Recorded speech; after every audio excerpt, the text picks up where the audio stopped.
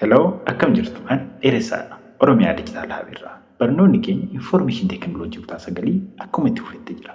Namoonni chaanaalii kanaaf haaraa taatan sabiskiraayib gochuudhaan eegala. Akkasumas immoo hiriyoota keessaniif sheer gochuu hin dagatinaa. Yeroo barannaa gaarii kallattumaan gara paartii taanutti. Deebinee jirra. Barnoonni nuti har'a waliin barannu creating new folders kan jedhudha. Creating new folders osoo hin eegaliin dura torbee darbee yookiis immoo yeroo darbee faayila akkamitti create gochuu dandeenyu akkasumas immoo managing faayila hundaa folders irratti haasofnee turre jechuudha. Sun keessaa faayila fakkeenyaaf word processing yookiin immoo Microsoft Word fayyadamnee akkamitti faayila tokko create akka gochuu dandeenyu akkasumas immoo text akkamitti create gochuu dandeenyu image akkamitti create gochuu dandeenyu torban darbee waliin ilaallee turre jechuudha. Kanaaf amma kan nuti waliin ilaallu creating new folders jechuudha. Amma fakkeenyaaf faayila tokko create gochuuf steepota afur fayyadamnee turre torbee darbee. Step arfan faayila yookiin text faayilii tokko image faayilii tokko Word faayilii tokko Excel faayilii tokko yookiin immoo PowerPoint yookiin presentation faayilii tokko create gochuuf steepota fayyadamnu sun loojikii isaa yoo qabanne gara creating new folder itti dhufuu dandeenya jechuudha. Inni sun akkamitti create gochuu akka danda'u barree wanta sun irraa fagaate miti jechuudha. Akkasumas immoo specifically torbee darbee waan nuti ilaalle file explorer kan jennu faayila keenya wajjin interact gochuuf yookiin immoo faayila keenya access gochuuf kan nuti gargaaramnu faayila explorer yookiin immoo faayila explorer karaa meeqaan akka nuti banuu dandeenyu ilaallee turre.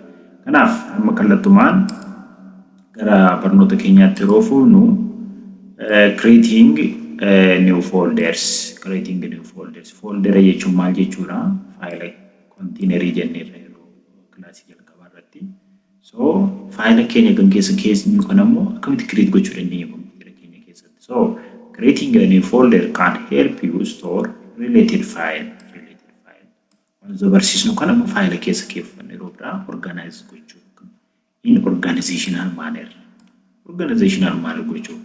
The following step can be followed to create a new folder. Stepota kana laalaati kompiitara fayyadamaa jirtooti ana waliin check gochaa deemtu jechuudha. So navigate to location where new folder are created. Bakka itti create gochuu barbaanne deemna jalqaba. Bakka itti new folder sun create gochuu barbaanne deemna. Isa sinitti argisiisaa jira step kana bakka itti folder create gochuu. Desktop jedhamu Microsoft document keessatti jedhamu download keessatti jedhamu local disk C keessatti jedhamu bakka faayila create gochuu dandeenye achi geessinaa deemnaa jechuudha. So in File Explorer click on the home menu. Irratti click goona from the home tab click on the new folder. Kana hunda isaa walumaan ilaalaa jira. Button to see this one amma fakkeenyaaf ishii kana soo laallee jechuudha. Akka nuti banuu barbaanne sun ni deemna dursa erga ishii deemnee booda hoomii kanatti buuna. Hoomii ishii kanatti buuna jechuudha. Then hoomii irratti erga buune kun nu dhufa. Kottameen deemname. Fakkeenyaaf bakki nuti itti create gochuu barbaanne new course new creativity grade 9 kana keessa dhufne as dhufne. Erga as dhufnee booda maal keessa jirra jechuudha. Faayila create gochuuf deemaa jirra jechuudha. Maal nu jedhe bakka jenne sun dhufne kaa kunoo bakka deemaa nu jedhe sun step jalqaba deemne. Navigate to the location where new folder are created. Deemneer lammaffaarratti maal godhu in File Explorer click on the home menu. Ishii kana home menu nishuma kana une home menu kanatti click goone na jigan. Sadaffaarratti maal nu jedha from the home tab click on new folder. New folder kan jedhu sun barbaanna jechuudha. New folder argitanii click yeroo asirratti goonu akkas nu dhufa jechuudha. Suniin booda maal jennaa folder 1 maqaa isaatiif nama as keessa waan barbaanne kaa'uu dandeenya jechuudha. Folder 1 jennu kan amma create goone as keessa waan barbaanne faayila keessa related faayilii keessa kaa'uuf dandeenya jechuudha folder 1 keessa. So kanuma fayyadamne stepping kun kanumadha jechuudha. Arfaffaa enter the name of your folder. Folder waan jenne nuti umurree jechuudha kan folder waan jenne. After you enter the folder name, click anywhere outside the text area to complete creation of folder. Erga sitti barreessinee booda jechuudha fakkeenyaaf isa kana tol dubbisiinaan home irratti click goone new folder ida. New folder editi folder 2. Goone miti as bakka barreessine kana iddoo barbaannetti baanee fakkeenyaaf iddoo kanatti sun click godhe naayin xumuramaa jechuudha argitanii folder 2 ta'ee fuunsa jechuudha xumurame bakka barbaadanitti deemaa click godhaan hin jedheera waan ta'eef after you enter the folder name click anywhere outside the text area to complete creation folder. So folder akkasitti create goona jechuudha. So folder create gochuu kanumaan xumurre. Okay, kan itti aanu copying file erga folder create goone to copying file itu taanaa jechuudha. File tokko erga create goone yookiis immoo folder tokko erga create goone booda topic itti aanu copying file jechuudha. Copy yeroo jennu traditional filing system keessatti carbon fayyadamna jenneerra. Carbon kan fayyadamnu gara computeratti yeroo dhufnu gara computer system itti yeroo dhufnu file create goone tokko akkamitti copy goonas. So copying file used to put the file in duplicate man. Lama taasisuu duplicate man jechuun lama taasisuu yookiin lama ol yookiin sadii ol amma barbaanne taasisuu dandeenya. Garuu location gara garaa keessa ta'uu danda'a. Location tokko keessa ta'uu danda'a. So duplicate manner lama taasisuu. Traditionally keessatti carbon fayyadamnu sun dhiifnee lama taasisuu jechuudha computer. To copy computer document, picture or other file from one place to another. Follow the following instruction. Warreen kana hordofnaa jechuudha. Instruction ota kana fayyadamne file keenya copy taasisuu dandeenya jechuudha. So the following steps show how to copy file or multiple file in Microsoft Windows from one folder to another. Argitanii go to the file or folder you want to copy. Amma fakkeenyaaf file lama folder lama create gooneera dura folder 1 fi folder 2 la.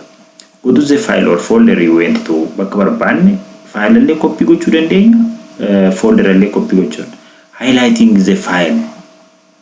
Amma fakkeenyaaf akkas jechuun maal jechuudha? Amma fakkeenyaaf as keessa homaan qabnu nuti homaan qabnu.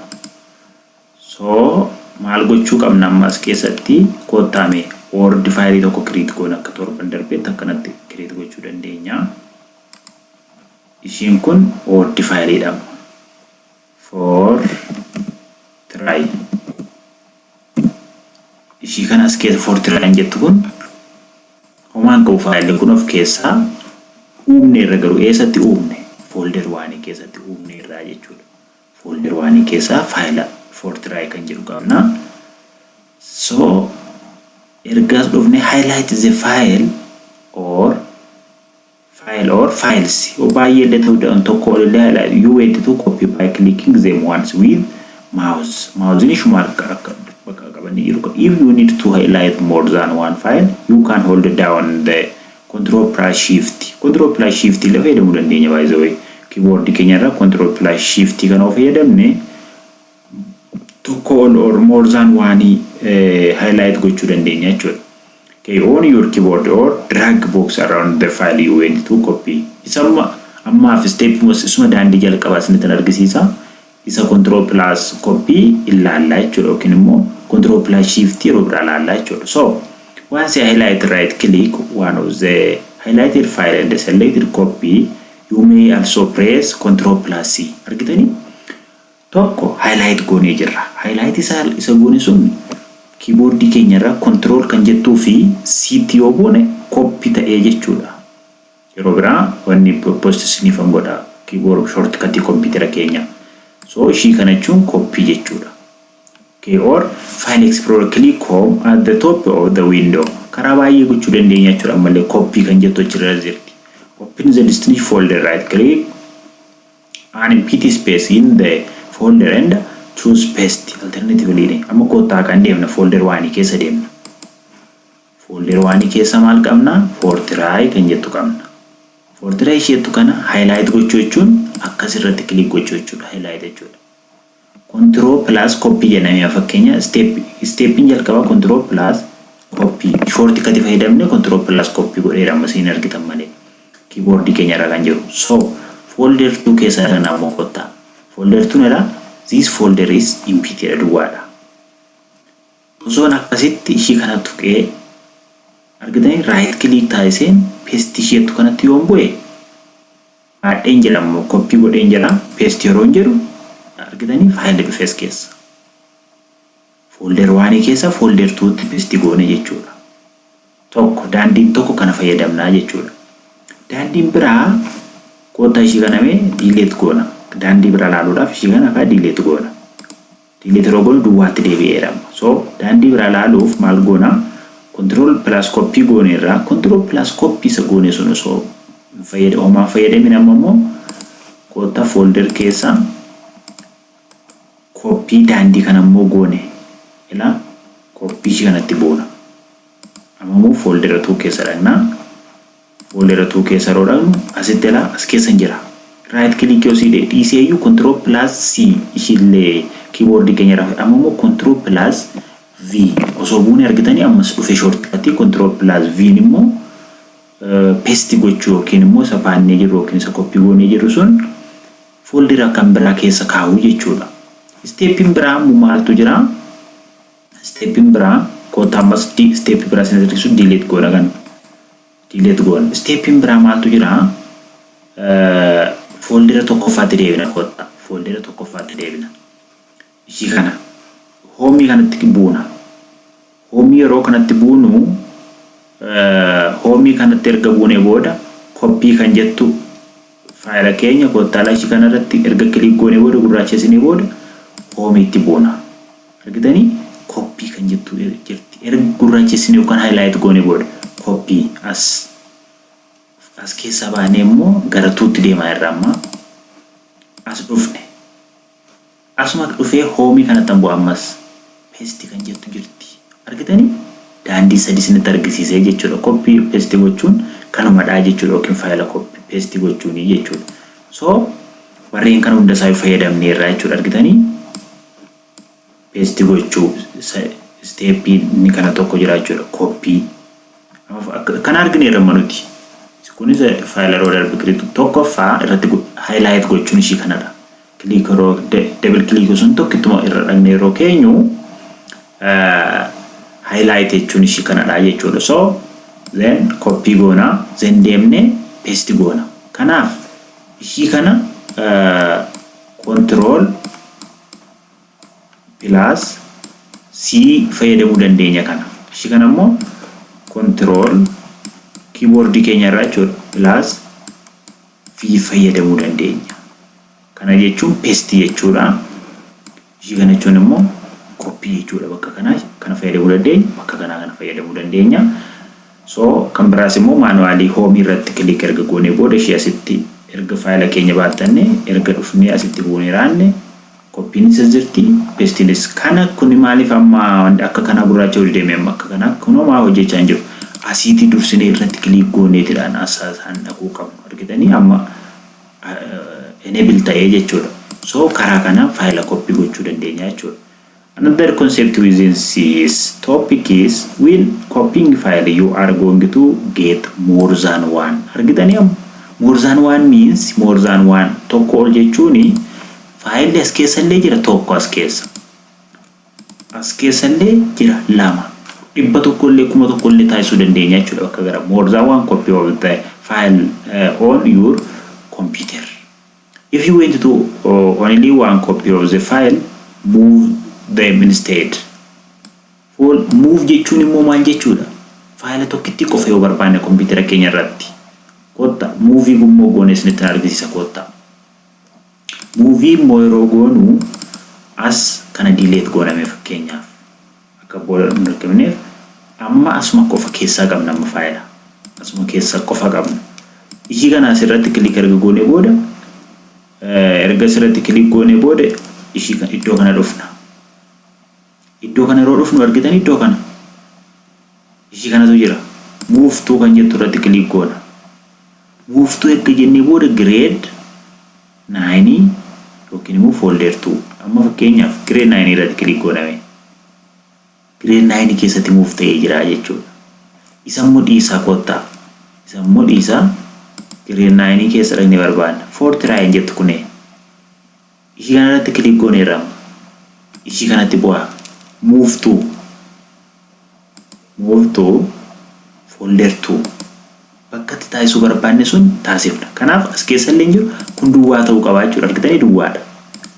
Move jechuun bakka tokkooti bakka biraa deema. Amma fakkeenyaaf ani bulee horaan jira. Bulee horaara konkolaataadhaan gara diillaa deemuu nan danda'a. Hawaasaa deemuu nan danda'a. Yeroo achi deemu namni dheeressaa jedhamu bulee horaatti hafu jira? Hin jiru jechuudha. Hin jiru. Namni dheeressaa jedhamu bulee horaatti hafu hin jiru. Diillaa qofattan argamaa jechuudha. So move kan jennu sun kanadha jechuudha. Copy jechuun garuu namni copy ta'uu hin danda'u. Amma fakkeenyaaf bulee horaallee jiraadhee diillaallee jiraachuu hin danda'u. So copy jechuun more than one jechuudha jechuudha. Move jechuun immoo tokkoon tokko qofa. Kanaafidha amma foldera waaniin kan duwwaa ta'e foldera 2 qofa keessa jira jechuudha waan sun. A file name must be unique. Otherwise, a number will be appended to the end of file name. It may also have copy waan jettullee qabaachuu danda'a. Amma foldera tokko keessatti faayilli tokko maqaan tokko qofa ta'uu eeyyamama. Ammas keessatti foldera tokko kana keessatti for try jettu jira. For try kan biraas siruma jiraachuu hin danda'u jechuudha as keessa. For try irratti maaltu uumamuu danda'a ta'u for try kana ishuma kan ammas copy goone jirama. Asuma keessatti ishuma daballasoo jenneen maqaa kanaan ta'uu hin danda'u. Maal taare yookiin lakkoofsa tokkotti appended godhaa yookiin immoo copy kan jedhutti dabala. So paste goone kanumatti kunuwas argitanii copy kan jettu ofuma ishiitti dabalee jechuudha. Ishiin kun copy ishii kanaati jechuudha. Amma immoo koota ammas paste goona. Copy 2 argitanii ammas koota copy goona paste goona. Akkasitti deemaa jechuudha. Maqaan tokkollee hin jiru jechaadha warra kana keessaa. So 1 2 3 4 faayilli tokkumadha yeroo maqaan isaanii tokkumadha yeroo copy goone jechuun keessatti paste goone maqaa tokkoon ta'uu hin danda'u jechaadha. Waan sunidha kan nuti haasa'aa jiru jechuudha. Yookiin copy kanatti dabala. It may also have this one appended to the end of the file name. End of file name for try kan jedhu instead of number. Appending the number to the end of the copied file name assure the copied file is unique. So suniin garagara ta'ee jechuudha. For example, if original file name is student mark list, fakkeenyaaf student mark list .pdf kan jedhu jira amma file name way. And the copy created in the name directly or folder the copy name could be akkas ta'a kun argitanii lakkoofsa tokko godhataa jechuudha. Ishii kana immoo sirriitti argisiisuuf kootaame. Ishiin kun imee maalluun jedhe kitaabni keenya student mark list kan jennu jira. Student mark list kanamee bannee gara PDF tti jijjiirame. Gara kan ishii kana bannee gara PDF tti jijjiiru isuma amma achitti kaa'ee sun amma fakkeenyaaf ishii kan argitanii student mark list .pdf kan jedhu jira. And the copy created in the same directory jechuun folder jechuudha. The copied name could be student mark list 1 student mark list 1 .pdf or student mark list copy illee ta'uu danda'a .pdf ta'uu qaba garuu jechuudha. So ishiin kun hin banne mallee. So next topic keenya maalidha isinitti argisiisa ishii suni renaming file or folder. Rename jechuun immoo maqaa jijjiiruu. Fakkeenyaaf maqaan jalqabatti hin qabanne sun nun taane yookiis immoo nutti hin tolle yoo ta'e maqaa biraa taasisuu jechuudha. Maqaa biraa taasisuu jechuudha. Isa immoo koottaa ishii kana isinitti argisiisaarraa gara renamiitti dabarraa. Ishii kana too PDF taasifnee amma kana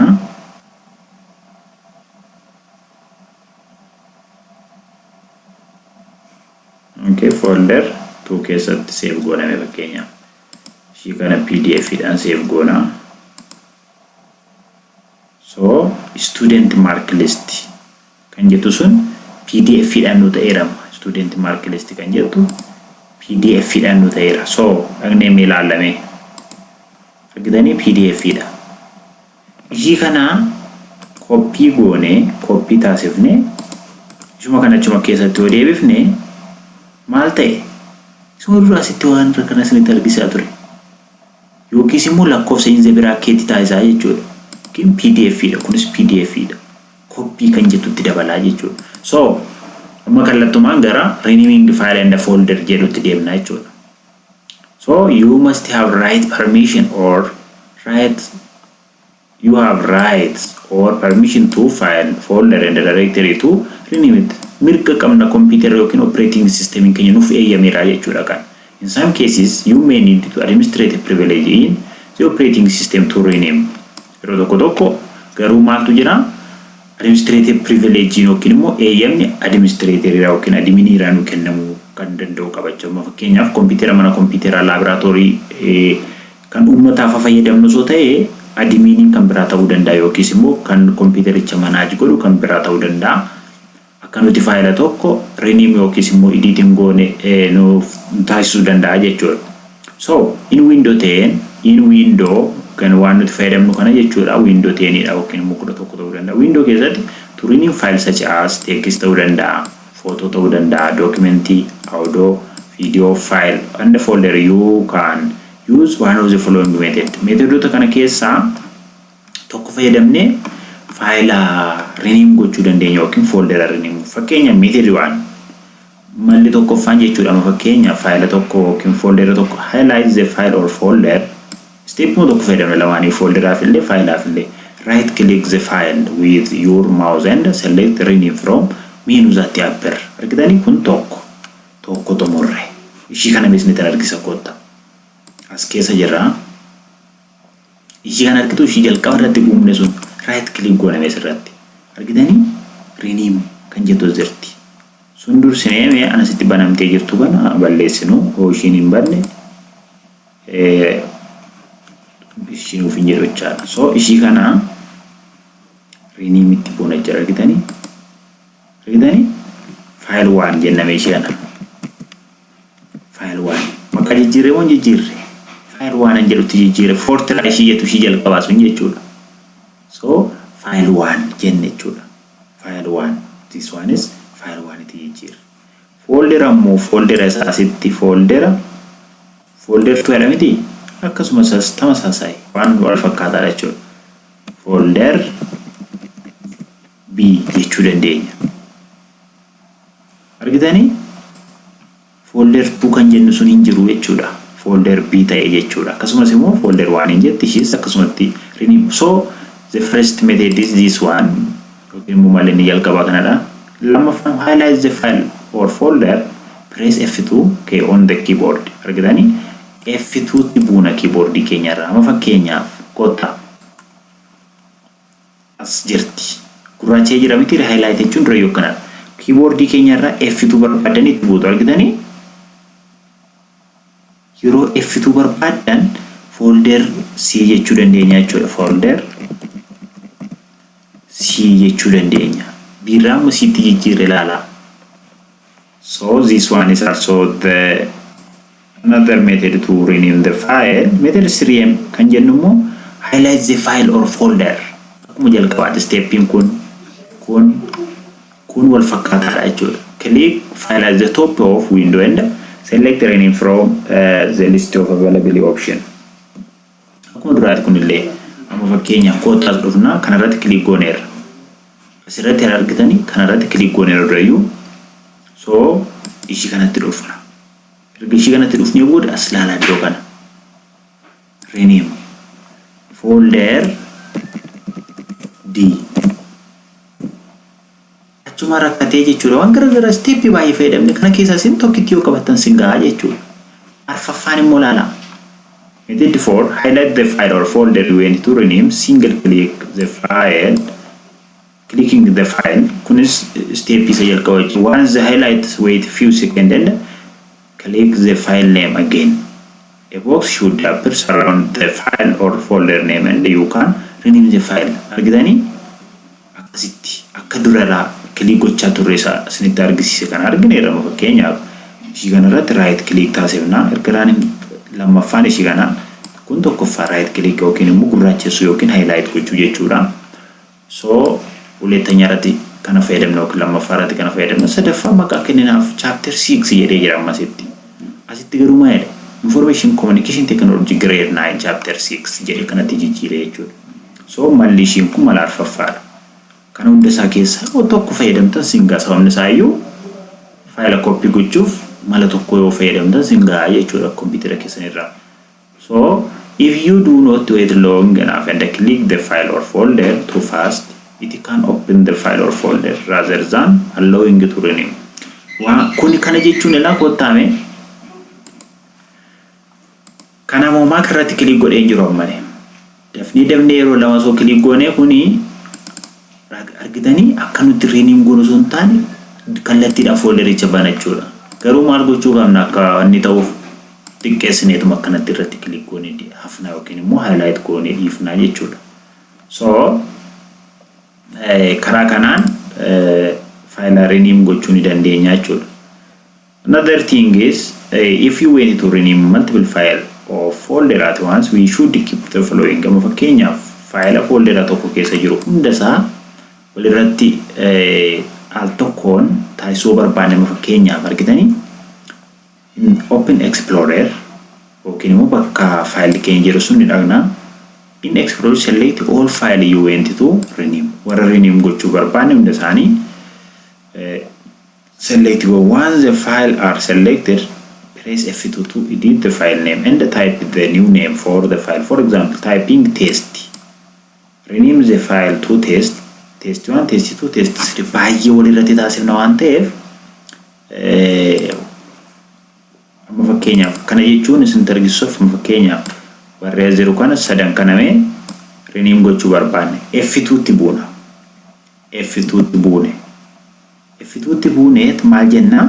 F2 tti buune test jennee fakkeenyaaf test. Test yoo inni maal taaree jechuudha yeroo enter jennu. Test 1, test 2, test 3 ta'a jechuudha warri kun. Argitanii? Test 1, test 2, test 3. Kun immoo mala kan biraati jechuudha. Akkasitti garuu garaagarummaa isaanii hunda faayila keenya ittiin beekuu qabna. Test 2 maal qabatee jira, test 1 maal qabatee jira kan jiru ofii keenya adda baasuu danda'u. Kun sun ibsa jechuudha. Yeroo baay'ee kana hin fayyadamnu warruma sun oo fayyadamne nu ga'a jechuudha. Kun akkasuma amma kuma ammani godhe kan kun tokko faaratti taasifnaa hin gurraachisina hunda isaayyuu rename gochuu dandeenya. Akkas gochuu dandeenya akkasitti ta'a jechuudha. Argitanii? Ookis immoo shuma kanarratti amma dhufneet akkasitti gurraachesina sadansaa. Asitti dhufneet isa dura F2 tu gadhiisee rename kan jettu kun jirti. Rename F2 jechuun rename qubee guddaa taasifname kootaa teestii sun. Akkasitti haa ta'u mee. Akkas ta'a jechuudha qubee gurguddaadha. 1, 4, 5. Wanni aan ta'eef amma fakkeenyaaf isa dura 1, 2, 3 fa'aa waan fayyadamneef file name kan biraa qabataa jechuudha. So this one is also another method to rename our file or folder. File yookiin folder liifillee stepuma sun fayyadamna yookiin file yookiin folder liifillee stepuma sun fayyadamna. Next classii kana waliin laalla. Kana accessing file and the folders. Warra create goone kana warreen files haa ta'u folders haa ta'u access gochuu jechuun fayyadamuuf dirqama faayila keenya access goona yeroo sun immoo access jenna yookiin fayyadamuu yookiin share waliin gochuu access gochuudhaaf immoo wantoota address baarii ta'uu danda'a warreen akkasuni karaa deemnee banannu sun hunda isaanii laallannaa jechuudha. So warreen kuni accessing file and folder keessatti ramadamu torbee dhufu kana hunda isaa waliin laalla yoo commentii na barreessu immoo hin dagatina hiriyoota keessaniif share godhaa. Warri subscribing goone amma illee callistanii daawwachaa jirtan yookiin barachaa jirtan subscribe soo gootanii immoo baay'ee natti tolaa jechuudha. So yeroo gaarii yeroo barannaa gaarii isiniif haa ta'u jabaadha.